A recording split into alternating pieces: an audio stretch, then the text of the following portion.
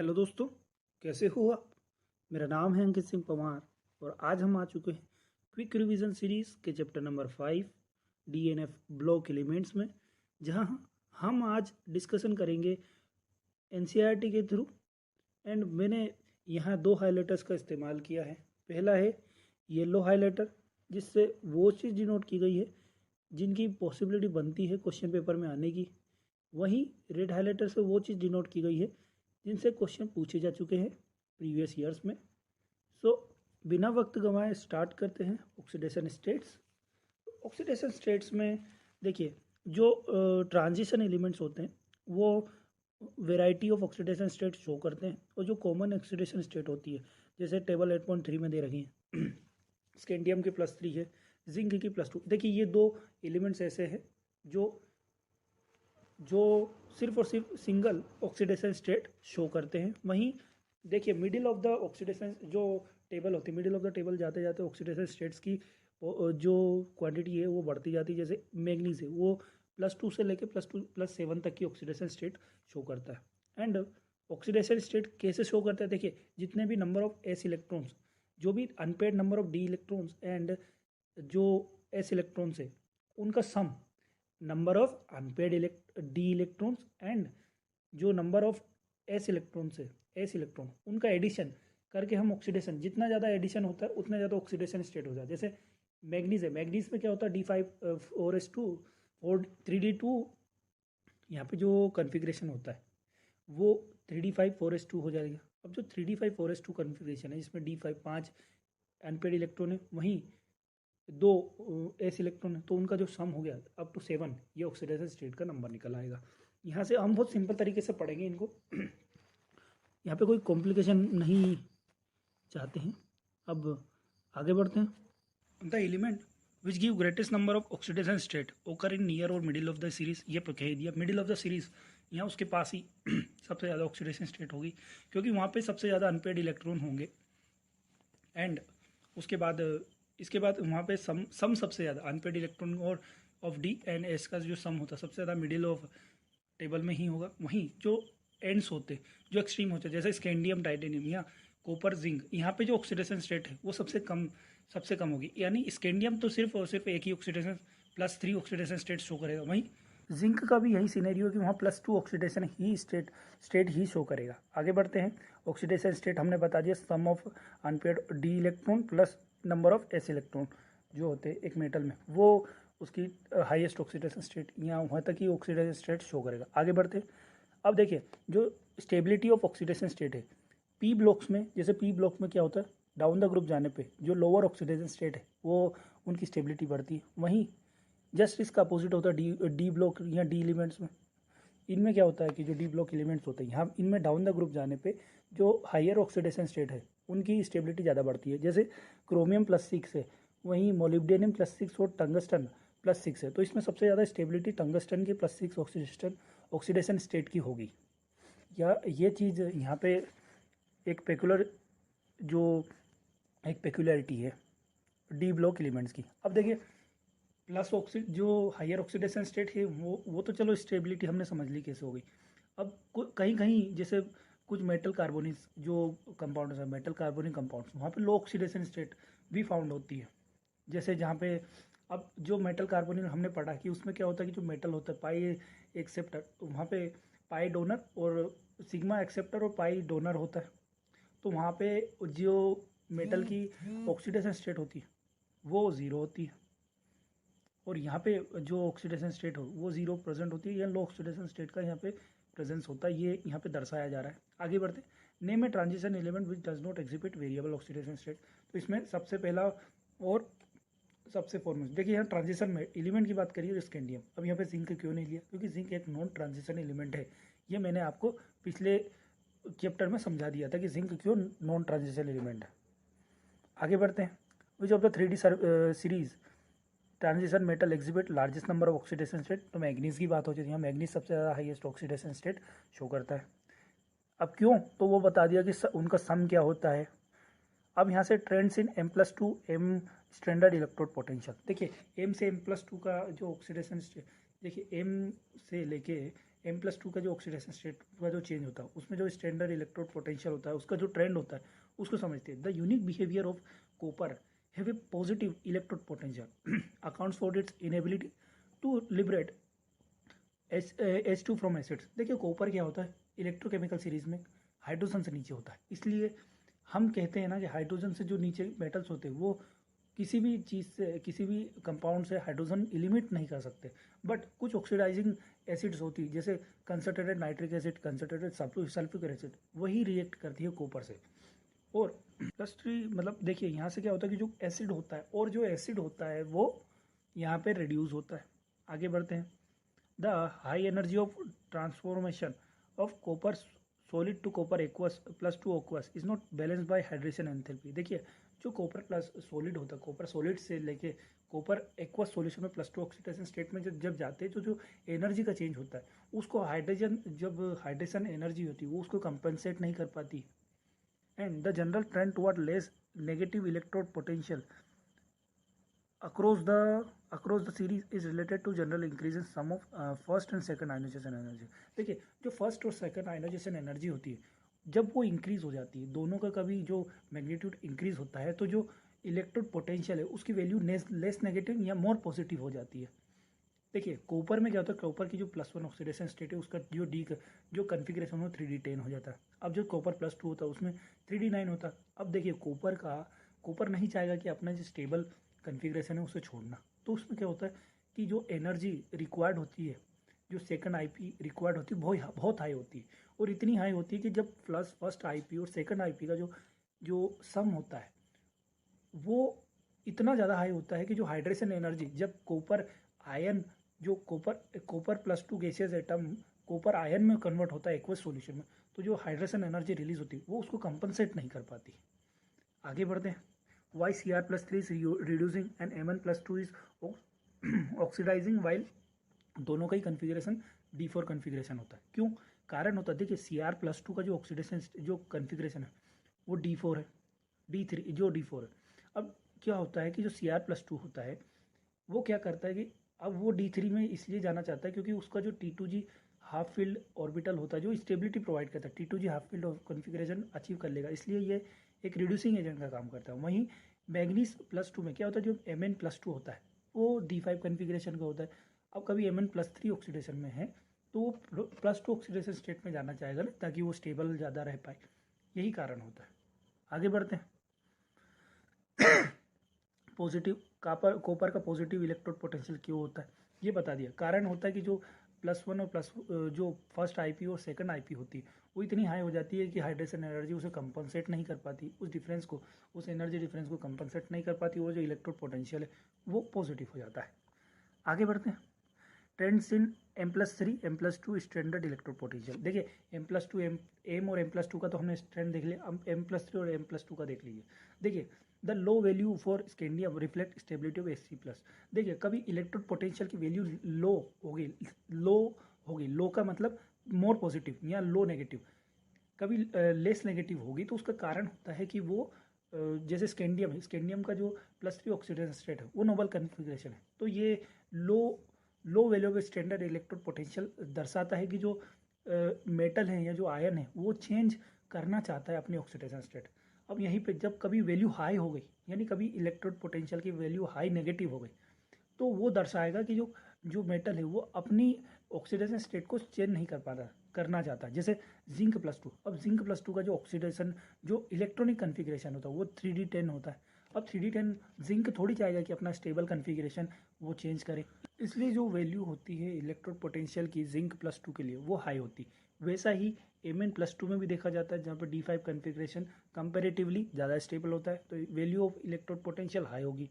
वैसा ही जब Fe+2 होता है, जब Fe+3 होता है, देखिए Fe+3 में जो कन्फिग्रेशन होता है वो D5 होता है, तो यहाँ पे क्या होता है कि यहाँ पे भी वैसे ही होता है कि ज़्यादा स्टेबिलिटी प्रोवाइड करने की होती है, तो Fe+3 Fe+2 ऑक्सीडेशन स्टेट में नहीं जाएगा। क्यों? क्योंकि वो अपना जो स्टेबल कन्फिग्रेशन वो लूज़ नहीं करना चाहेगा।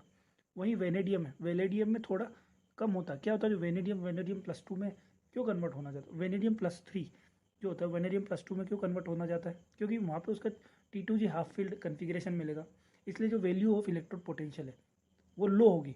क्यों? क्योंकि जो मेटल आयन है वो अपनी ऑक्सीडाइजेशन स्टेट चेंज करना चाहता है। अब नया topic, the trends in stability of higher oxidation state. देखिए हायर ऑक्सीडेशन स्टेट में जो ट्रेंड होता है, देखिए फ्लोरीन और ऑक्सीडेशन स्टेट जो ऑक्सीजन होता है वही ज़्यादातर हायर ऑक्सीडेशन स्टेट शो करते हैं। अब जो the ability of fluorine to stabilize the highest oxidation state is due to either higher lattice energy, या तो हायर लेटिस एनर्जी होती है, इसके कारण वो अपना हायर ऑक्सीडेशन स्टेट स्टेबल कर पाता है। In case of COF3 cobalt trifluoride में यहाँ पे क्या होता है, higher latest energy of fluorine के कारण यहाँ पे स्टेबिलिटी मेंटेन होती है। आगे हायर बॉन्ड एंथैल्पी भी होती है for higher covalent compounds like VF5 या CRF6 या VF5 में यहाँ पे हायर बॉन्ड एंथैल्पी के कारण जो कंपाउंड्स है वो स्टेबल हो पाती है हायर ऑक्सीडेशन स्टेट में। वहीं जैसे कॉपर है, कॉपर आयोडीन से रिएक्ट करेगा तो आयोडीन को वो क्या करता है, ऑक्सीडाइज कर देता है एंड कॉपर +2 ऑक्सीडेशन स्टेट में चला जाता है। हावेवर मेनन copper +1 compounds are unstable in aqueous solution. कारण क्या होता है कि जो कॉपर+1 ऑक्सीडेशन होता है वो कंपेरेटिवली जो एक्वस सॉल्यूशन में वहाँ पे कम स्टेबल होता है। कम स्टेबल होने के कारण अब वो डिस्प्रपोर्शनेट हो जाता है और +0 ऑक्सीडेशन और +2 ऑक्सीडेशन स्टेट में कन्वर्ट हो जाता है। The stability of copper +2 rather than copper +1 aqueous is due to much more negative hydration enthalpy of copper +2। यानी जो कॉपर +2 ज़्यादा स्टेबल है कॉपर +1 में से उसके एक्वस सॉल्यूशन में, उसका कारण होता है कि जो कॉपर +2 का जो हाइड्रेशन एंथैल्पी है, जो हाइड्रेशन एनर्जी होती है वो ज़्यादा नेगेटिव होती है एज़ कम्पेयर टू कॉपर +1। और ये कॉपर जो हाइड्रेशन एनर्जी होती है कॉपर +2 की वो कंपनसेट कर देती है ऑक्सीडेशन स्टेट जो आयनाइजेशन एंथैल्पी होती है +2 ऑक्सीडेशन स्टेट के लिए वो कॉपर की, इसलिए वो ज़्यादा स्टेबल हो जाता है। अब आगे बढ़ते हैं। The ability of oxygen to stabilize the this high oxidation state exceeds the that of fluorine. देखिए ऑक्सीजन है ना, ऑक्सीजन की जो मल्टीपल बॉन्ड फॉर्मेशन टेंडेंसी, और एक तो मल्टीपल बॉन्ड फॉर्मेशन टेंडेंसी के कारण जो ऑक्सीडेशन स्टेट में स्टेबिलिटी होती है वो ऑक्सीजन ज़्यादा अच्छे से कर पाता है एज़ कम्पेयर टू फ्लोरीन। कारण होता है उसका वहीं क्या कि ability to form multiple bonds. और इसी के कारण क्या होता है कि जैसे मैग्नीज टेट्राफ्लोराइड तक ही यानी +4 ऑक्सीडेशन स्टेट तक ही फ्लोरीन से बॉन्ड कर सकता है। वहीं जो मैग्नीज होता है ऑक्सीजन से बॉन्ड होने के बाद वो +7 ऑक्सीडेशन स्टेट भी शो कर देता है। इसी यही कारण होता है कि जो ऑक्सीजन होता है वो थोड़ा अच्छा बिहेव करता है, यानी उसका जो नेचर है वो stability of higher oxidation state में अच्छा है। आगे बढ़ते हैं। Chemical reactivity and E nought value. देखिए ई नोट वैल्यू का मैंने पहले ही बताया कि कम ई नोट वैल्यूज़ क्यों होती है, लो ई नोट वैल्यू एक मेटल की क्यों होती है। उसका कारण होता है कि जो +1 और +2 आयनाइजेशन एंथैल्पीज होती है उनका जो मैग्नीट्यूड है वो हाई हो जाता है। इसके कारण जो चेंज आता है वो जो चेंज होता है ऑक्सीडेशन स्टेट में वो डिफ़िकल्ट हो जाता है। और इसी के कारण जो ई नोट यानी जो स्टैंडर्ड इलेक्ट्रोड पोटेंशियल है उसकी जो वैल्यू होती है वो लेस नेगेटिव हो जाती है या मोर पॉजिटिव हो जाती है। आगे बढ़ते हैं। आगे क्वेश्चन आता है explain the irregularity in above value. अब इनमें इलेक्ट्रोड पोटेंशियल की इरेगुलरिटी पूछी गई है। कारण क्या है, तो वो कारण मैंने बता दिया। पहला कि जो फर्स्ट आईपी और सेकंड आईपी का जो सम होता है वो बहुत हाई होता है, और दूसरा सब्लिमेशन एंथैल्पीज भी बहुत हाई होती है, इसके कारण इनकी इरेगुलर वैल्यू आती है। वहीं Mn+3 और Mn+2 का जो इनोट है वो ज़्यादा पॉजिटिव है एज़ कम्पेयर टू Cr+3 और Cr+2। कारण क्या होता है कि जब Mn+3 ऑक्सीडेशन स्टेट में होता है जो तो उसका जो कन्फिग्रेशन होता है वो D4 होता है। वहीं क्या होता है जैसे मान लीजिए जो Mn होता है वो Mn+2 होता है वो D5 कन्फिग्रेशन में। अब वो Mn+ D4 कन्फिग्रेशन में तो जाना चाहेगा नहीं। अब वो हायर स्टेबिलिटी से लोअर स्टेबिलिटी की तरफ जाएगा नहीं। इसके कारण क्या हो जाता है, जो इलेक्ट्रोड पोटेंशियल की वैल्यू होती है वो हायर होती है, यानी ज़्यादा पॉजिटिव होती है एज़ कम्पेयर टू क्रोमियम। आगे बढ़ते हैं। Magnetic properties. देखिए मैग्नेटिक प्रॉपर्टीज़ में 3 तरह के मेटल्स होते हैं। डाईमैग्नेटिक जो मैग्नेटिक फील्ड से रिपल्ड होते हैं, पैरामैग्नेटिक जो मैग्नेटिक फील्ड से अट्रैक्ट होते हैं, और फेरोमैग्नेटिक जो मैग्नेटिक फील्ड से बहुत ज़्यादा स्ट्रॉन्गली अट्रैक्टेड हो जाते हैं। वहीं जो फेरोमैग्नेटिक है वो एक तरह से एक्सट्रीम केस ऑफ पैरामैग्नेटिक्स होता है। अब पैरामैग्नेटिज्म अराइज क्यों होता है, अराइज होता है due to presence of unpaired electron. Unpaired electron present होने के कारण पैरामैग्नेटिज्म शो करता है। एंड जो मैग्नेटिक मोमेंट है उसको जितने ज़्यादा अनपेड इलेक्ट्रॉन होते हैं उससे डिटरमाइन किया जाता है। देखिए म्यू, यहाँ पे जो म्यू है वो बोहर मैग्नेट्रॉन है जिसको मैग्नेटिक मोमेंट भी कहा जाता है। और n is the number of unpaired electron, यानी mu is equal to under root n+1 n+2, ये एक फॉर्मूला हो जाएगा। आगे बढ़ते हैं। आगे बढ़ने के बाद आ जाती है calculate the magnetic moment of divalent ion in aqua solution of atomic number 25, यानी मैग्नीज +2 की बात कर रहे हैं तो यहाँ पे D5 कन्फिग्रेशन हो जाएगा। अनपेड इलेक्ट्रॉन 5 तो उसका मैग्नेटिक मोमेंट 5.92 निकल गया फॉर्मूला लगा के। अब यहीं m+2 27 एटॉमिक नंबर के लिए सर्च करना, वो आपका मतलब ये आप खुद कर सकते हैं। अब फॉर्मेशन ऑफ कलर का है। देखिए जो डी ब्लॉक एलिमेंट्स होते हैं वो कलर शो करते हैं। कारण क्या होता है, डी ट्रांजिशन, ये हम पढ़ चुके हैं कोऑर्डिनेशन कंपाउंड्स में, जहाँ मैंने बहुत अच्छे से एक्सप्लेन किया है, तो यहाँ मैं बहुत उसको एक्सप्लेन नहीं करूँगा। कारण यही होता है कि डी ट्रांजिशन में क्या होता है कि T2G जो T2G सेट होता है, T2G सेट से EG सेट में जाता है तो वेवलेंथ इमिट होता है, वो कलर शो करता है। देखिए जो ऑब्जर्व वेवलेंथ होता है उसके कम्प्लीमेंट्री रिलीज होता है, और वो कम्प्लीमेंट्री शो कलर शो करता है आयन। आगे अब यहाँ से एक बात और देखिए, जो D0 कन्फिग्रेशन होते हैं वो कलरलेस होते हैं, और जो D10 कन्फिग्रेशन होता है वो कलरलेस होता है, ये ध्यान रख लीजिएगा, ये बहुत इंपॉर्टेंट है। ये D0 कन्फिग्रेशन और डी, जैसे यहाँ स्कैंडियम 0 है, टाइटेनियम स्कैंडियम +3 टाइटेनियम +4 ये कलरलेस है, वहीं D10 जिंक +2 ये कलरलेस है। ये जो भी D10 कन्फिग्रेशन और D0 कन्फिग्रेशन है वो कलरलेस हो गया। अब यहाँ पे फॉर्मेशन ऑफ कॉम्प्लेक्स की बात कर लीजिए। देखिए फॉर्मेशन ऑफ कॉम्प्लेक्स हम समझते हैं कि कोऑर्डिनेशन कंपाउंड्स मेटल्स जो होते हैं, जो कोऑर्डिनेशन कंपाउंड्स होते हैं वो बनते किससे, मेटल ट्रांजिशन मेटल्स के थ्रू ही बनते हैं। तो जैसे FeCN6 FeCN4 FeCuNH3 अब आगे बढ़ते हैं कैटेलाइटिक प्रॉपर्टीज़ की। देखिए ट्रांजिशन मेटल और उनके जो कंपाउंड हैं वो जाने जाते हैं, बहुत अच्छे से जाने जाते हैं उनकी कैटेलाइटिक प्रॉपर्टीज़ के कारण। अब कैटेलाइटिक प्रॉपर्टीज़ होती क्यों हैं, कारण क्या होता है, कारण ये होता है कि जो ट्रांजिशन मेटल्स होते हैं वो बहुत अच्छे तरीके से मल्टीपल ऑक्सीडेशन स्टेट शो करने की काबिलियत रखते हैं, और वो अपने कॉम्प्लेक्स बनाने की टेंडेंसी भी उनमें बहुत ज़्यादा अच्छी होती है। यानी पहला कारण है मल्टीपल ऑक्सीडेशन स्टेट्स को अडॉप्ट करना, और दूसरा कॉम्प्लेक्स फॉर्मेशन की टेंडेंसी। इसके कारण उनकी जो कैटेलाइटिक प्रॉपर्टीज़ है वो बहुत अच्छी हो जाती है। जैसे वेनेडियम पेंटाऑक्साइड यूज़ होता है कैड कॉन्टैक्ट प्रोसेस में, आयरन यूज़ होता है हेबर्स प्रोसेस में, निकल यूज़ होता है कैटेलाइटिक हाइड्रोजिनेशन में। आगे बढ़ते फॉर्मेशन ऑफ इंटरस्टिशियल कंपाउंड। देखिए इंटरस्टिशियल कंपाउंड क्या होते हैं, interstitial compounds are those which are formed when small atoms like hydrogen, carbon और nitrogen are trapped inside the crystal lattice of metal. यानी इंटरस्टिशियल कंपाउंड्स क्या होते हैं कि जो कुछ क्रिस्टल लैटिस होते हैं, क्रिस्टल मेटल्स होते हैं, उनमें हाइड्रोजन, कार्बन या नाइट्रोजन ट्रैप हो जाते हैं। अब दूसरी इनकी सबसे बड़ी बात, ये नॉन स्टाइकोमेट्रिक होते हैं, बहुत हार्ड होते हैं, और ये ना तो टिपिकली आयनिक होते हैं ना टिपिकली कोवेलेंट हो, ना तो आयनिक कोवेलेंट, ना तो आयनिक नेचर शो करेंगे ना कोवेलेंट नेचर शो करेंगे। Example TiC4 TiC Mn4n Fe3H। अब इनके कुछ कैरेक्टरिस्टिक, जैसे इनके जो मेल्टिंग पॉइंट है बहुत हाई होते हैं, high melting point. Then pure metal बहुत हार्ड होते हैं, and they return metallic conductivity show करते हैं। केमिकली इनर्ट होते हैं। अब बात आ जाती है एलॉय की। N alloy is a blend of metals prepared by mixing of components. देखिए ब्लेंड कुछ और नहीं है, ब्लेंड होता है मिक्सचर, यानी दो मेटल का मिक्सचर बन के तैयार होता है, उसे एलॉय कहते हैं। एलॉय हेमोजेनस हो सकते हैं कब, जब दो मेटल, जब जैसे कोई भी मेटल जिनको हम मिक्स कर रहे हो उनका जो रेडियस रेशियो, जो रेडियस में डिफरेंस हो 15% से ज़्यादा ना हो, तब जाके होमोजीनियस एलॉय बनता है।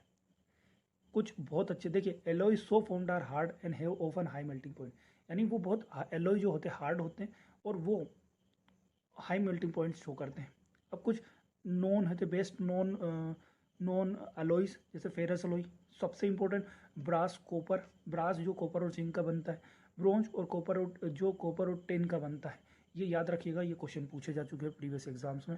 अब आते हैं what is mean by disproportionation of oxidation state. देखिए मानिए जैसे कॉपर +1 ऑक्सीडेशन है, तो जो जैसे यहाँ मान लीजिए, यहाँ जो एग्जांपल है मैग्नीज ऑक्साइड टेट्रा ऑक्साइड का एग्जांपल लिया, इसमें जो मैग्नीज की जो ऑक्सीडेशन स्टेट है +6 ऑक्सीडेशन स्टेट है। अब इसकी जो लोअर ऑक्सीडेशन स्टेट है +4, हायर ऑक्सीडेशन स्टेट है +7। अब क्या होता है कि जो +6 की स्टेबिलिटी होती है कंपेरेटिवली +4 ऑक्सीडेशन स्टेट और +7 ऑक्सीडेशन स्टेट से कम होगी। अब इसके कारण क्या होता है कि जो ऑक्सीडेशन स्टेट होती है वो जो मेटल होता है या जो कंपाउंड होता है वो डिस्प्रपोर्शनेट कर लेता है एक हायर ऑक्सीडेशन स्टेट में और एक लोअर ऑक्सीडेशन स्टेट में। ये जो प्रोसेस होती है, जो होल प्रोसेस होती है कि एक हायर ऑक्सीडेशन स्टेट एक लोअर ऑक्सीडेशन स्टेट में ट्रांसफॉर्म होना, इसे डिस्प्रपोर्शनेशन कहा जाता है। और इसी के साथ यहाँ पे एक और क्वेश्चन है कि कॉपर आयन क्यों स्टेबल नहीं होता एक्वस सॉल्यूशन। उसका कारण ये है कि वो डिस्प्रपोर्शनेट हो जाता है एक्वस सॉल्यूशन में, एक कॉपर 0 ऑक्सीडेशन स्टेट में और एक कॉपर +2 ऑक्सीडेशन स्टेट में। ये हम पहले पढ़ चुके हैं। और इसी के साथ ये वीडियो समाप्त होता है। और वीडियो पसंद आया हो तो लाइक कीजिए, कमेंट कीजिए।